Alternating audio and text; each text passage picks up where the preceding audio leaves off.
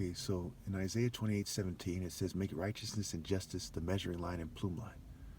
The obvious interpretation of this includes in all of your life and activities, in what you do, your paths. Proverbs 8, I walk in the way of righteousness along the paths of justice. After it says wisdom calls out from the highest point. So no one can interpret the Bible in a way that isn't righteous or just. If they argue that a spirit reveals something to them, then that spirit must be evil if the logic isn't righteousness and justice and isn't morally precise.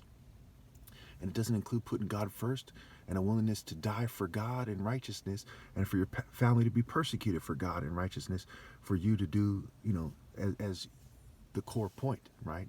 The core point of the Bible is to get you to obey God and to be willing to put God first and to be willing to have your family persecuted and to be willing to be killed for doing God's work. Okay? So somebody says, oh, I had a dream. Okay, does your dream include cheating the top martial artist ever? When 2 Samuel 5 makes it clear that David was chosen because he was in the warrior spirit of God. Okay? And therefore, we can discard your argument if it includes cheating the top martial artist ever. Does it include, hey, we're fuming him and poisoning him as a group, so therefore you should listen to me, not him? We can discard that. Okay? When Jesus was on the cross, people were gathering and listening to him, even though he had been beat and they tried to feed him vinegar and so on and so forth, and they were fucking with his head. Okay? It's similar to running a psyop, like them running a psyop on me.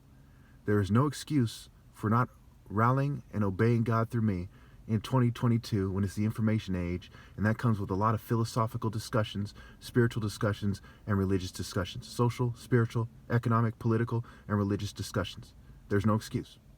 People need to grow up and obey God through me.